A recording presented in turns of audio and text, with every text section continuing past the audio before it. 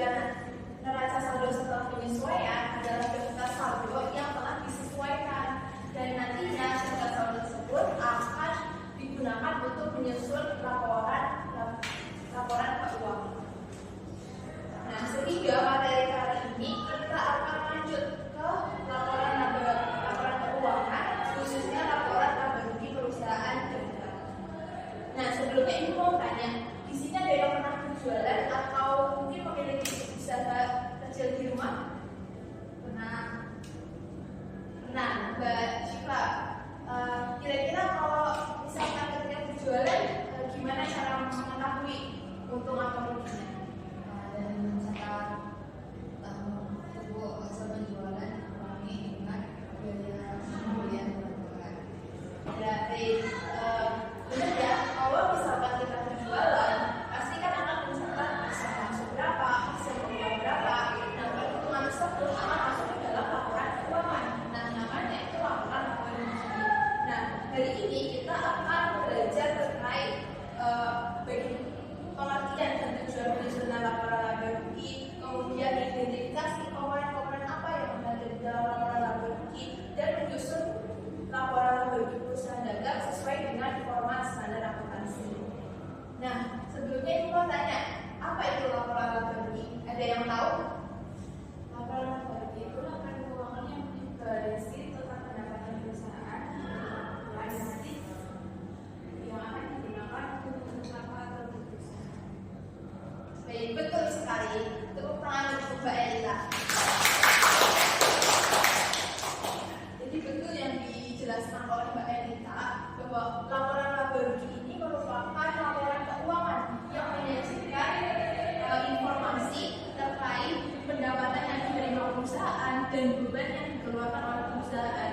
Nah, nantinya dari situ bisa diketahui bahwa perusahaan itu mengalami laba ataupun mengalami kerugian.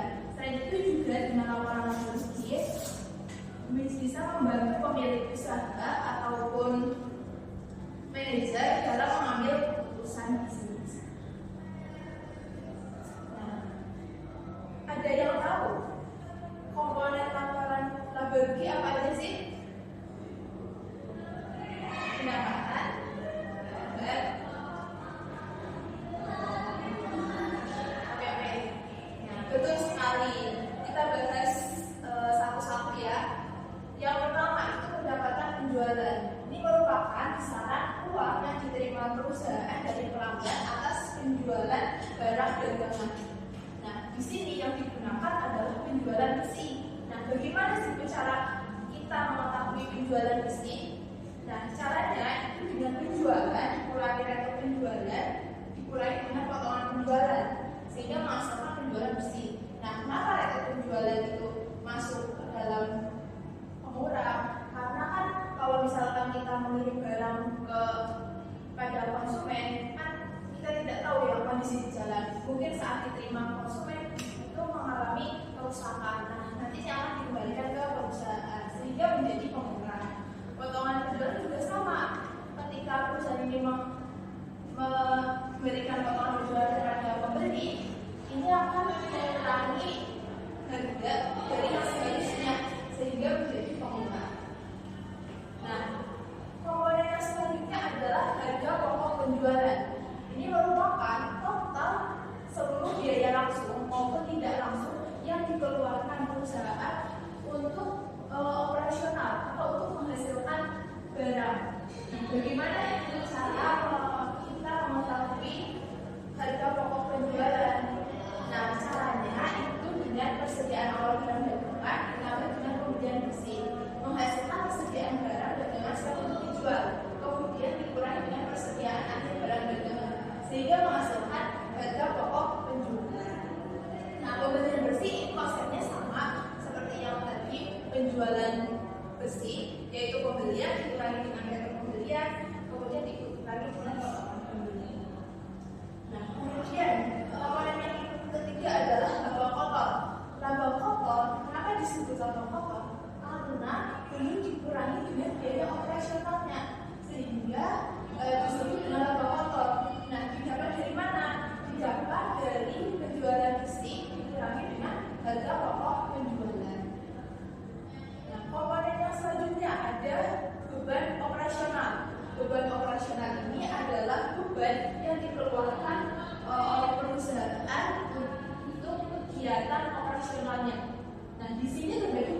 ada beban penjualan dan beban administrasi. Nah, coba Mbak Tiona, beban penjualan itu apa dan berikan contohnya.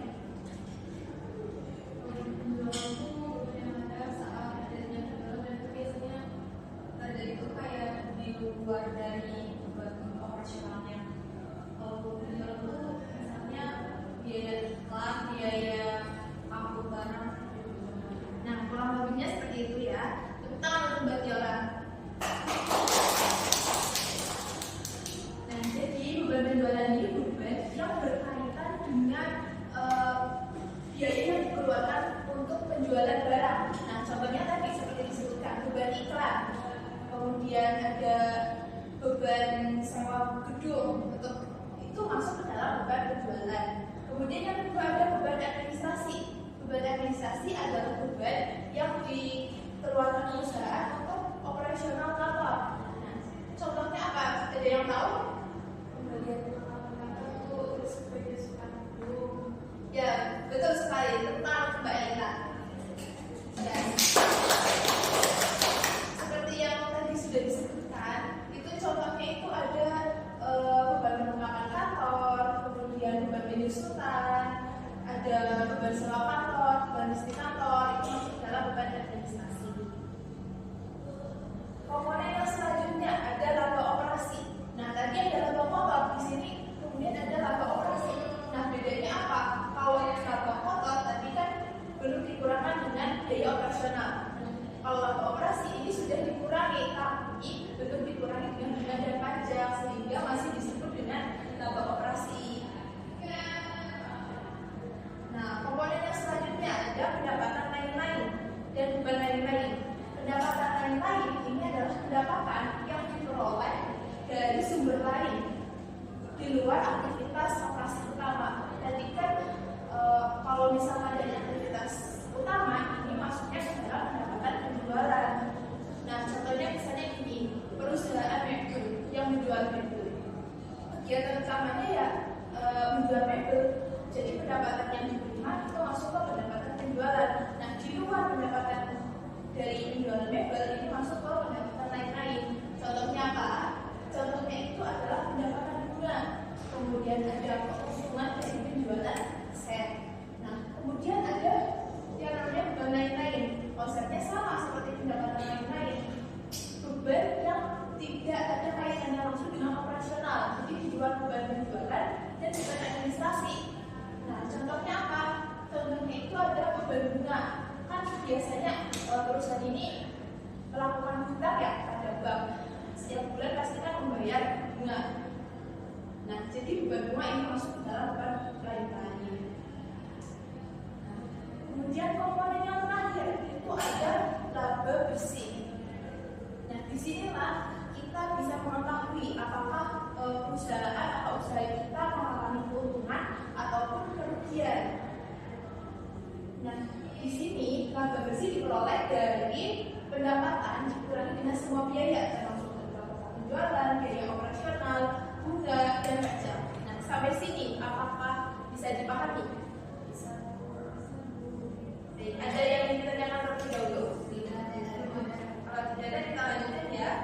Nah, setelah kita mengetahui komponen apa saja yang ada di laporan laba rugi, kita bisa menyajikan ke dalam bentuk laporan laba rugi. Nah, di sini ada dua, ada bentuk langsung dan bertahap. Nah, kalau yang bentuk langsung atau single step ini menyajikan pendapatan dan bebannya menjadi satu, tidak dikelompokkan secara bertahap. Sedangkan kalau multiple step ini dirinci, ada beban penjualan, ada beban administrasi. Nah, sehingga di sini menghasilkan beberapa jenis laba. Ada laba kotor, laba operasi, dan laba bersih. Nah, itu punya contoh dua laporan laba rugi. Nah, bisa diperhatikan ya teman-teman. Kira-kira mana yang single step dan mana yang multiple step?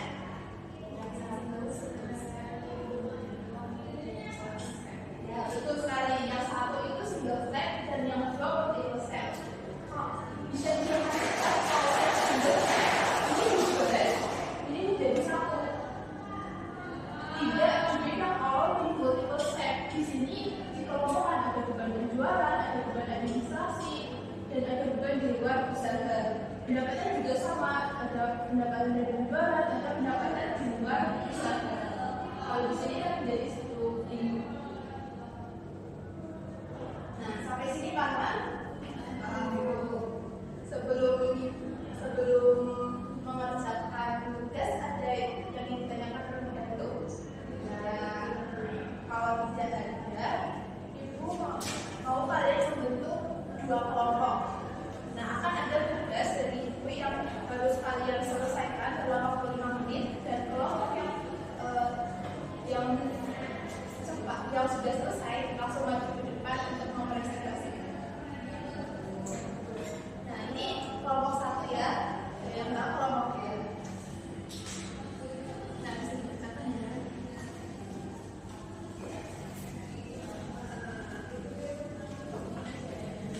Kalau ada yang dibingungkan bisa ditanyakan.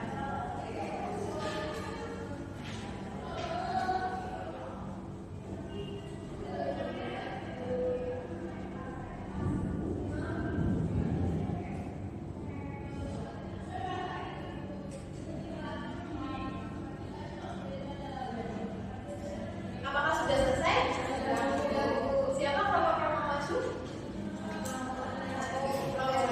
Ya, silakan Mbak Elita. Maju di sini. Maju.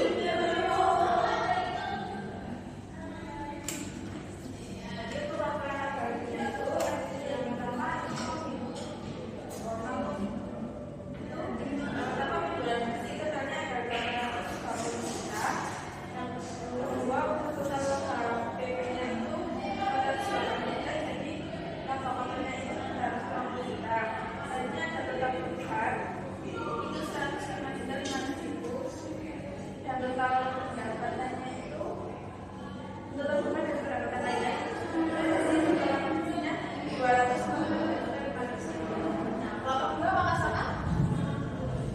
Beri tepuk tangan untuk kelompok 1.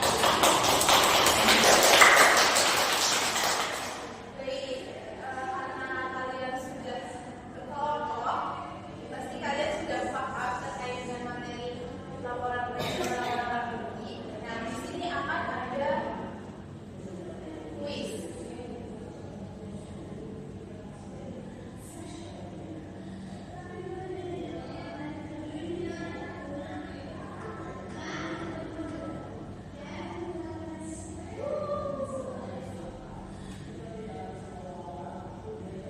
Bisa dikeluarkan HP kalian dan di-scan. Bisa scan. Sudah.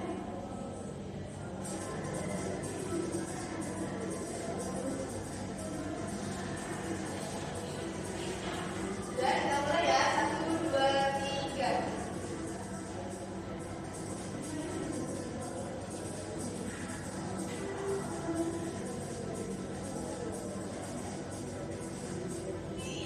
Apakah sudah selesai?